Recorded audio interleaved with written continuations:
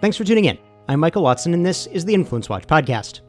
In this episode, House Democrats advance their Unconstitutional Incumbent Protection Act, SEIU-supported members of Congress advance SEIU's far-left legislative priorities, and a social justice crusade at Google turns up a surprising result. Congressional Democrats are taking dead aim at free political speech with H.R. 1, the For the People Act, which some right-wing Twitterers have accurately mocked as the F the People Act. How bad is H.R. 1?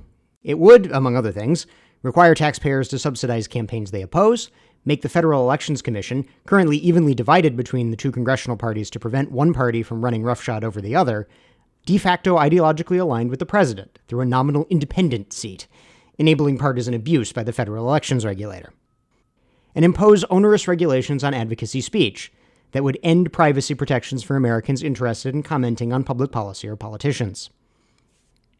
So bad, the left-wing ACLU sent a letter to the House Rules Committee outlining a number of provisions the organization said, quote, must be changed to avoid unconstitutionally burdening political speech.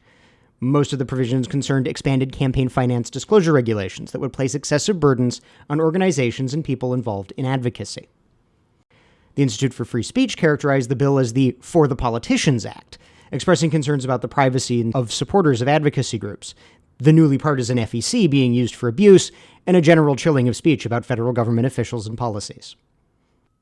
Ironically, one conceivable beneficiary of H.R. 1 would be President Trump, and other billionaire politicos like Democratic Illinois Governor J.B. Pritzker and Starbucks guy Howard Schultz. Since the Supreme Court has held limits on contributions to your own campaign or protected speech under a case called Buckley v. Vallejo, the super rich can advocate for themselves to their heart's content. Under H.R. 1, groups of citizens opposed to those billionaire politicians or their policies would have to tiptoe around onerous new regulations. Regulations a hypothetical post-H.R. 1 president could empower an FEC aligned with him to enforce. The House Education and Labor Committee advanced one of the Service Employees International Union's top legislative priorities yesterday, advancing a bill for a $15 an hour minimum wage along partisan lines. Such a move could cost millions of jobs. The SEIU has been pushing the bill, which would more than double the federal minimum wage, as part of the Fight for 15, a $90 million plus corporate campaign against the restaurant industry that has made a massive minimum wage hike one of its tentpole demands. That the Education and Labor Committee made SEIU's priorities their own priorities isn't surprising. The union's PACs provided over $335,000 in support to Democrats on the Education and Labor Committee in the 2018 cycle. Chairman Bobby Scott of Virginia has taken over $45,000 from the SEIU during his career. Even the committee's name shows how close the relationship between House Democrats and labor unions is. Under Republican control, the committee is known as Education and Workforce. But minimum wage hikes aren't the most important part of SEIU's campaign for 15 in a union. The real aim is potentially more than $100 million per year in union dues and initiation fees revenue from unionizing McDonald's and other chain restaurants without a secret ballot vote.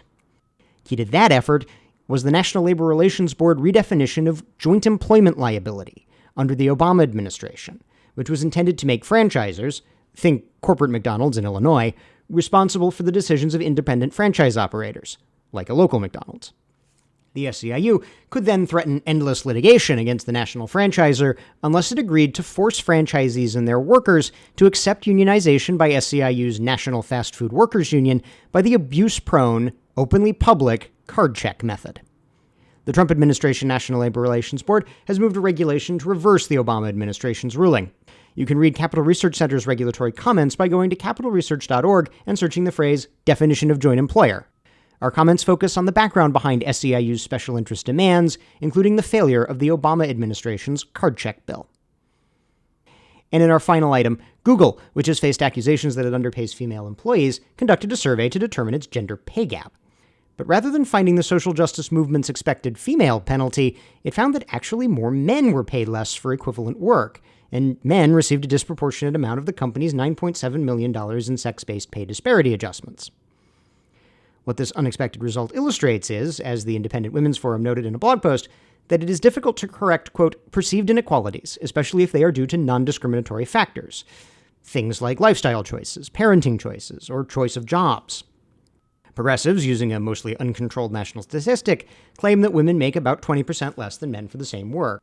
But in 2012, American Enterprise Institute economists found that at least 3/4 of the apparent national gap was attributable to factors other than discrimination, and that a gap caused by labor market discrimination, quote, may not be present at all, close quote. It's entirely plausible that there's a small gap, but as women surpass men in education, as birth rates and therefore child-rearing time falls, and older bosses, likely more prone to discriminate, retire, what gap remains will probably further shrink on its own. The aggregate national gap may still persist for entirely economic reasons.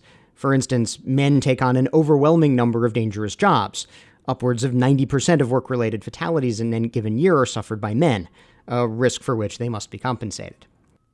As for Google, we hope this isn't the last time the company discovers that some social justice claims don't stand up to scrutiny.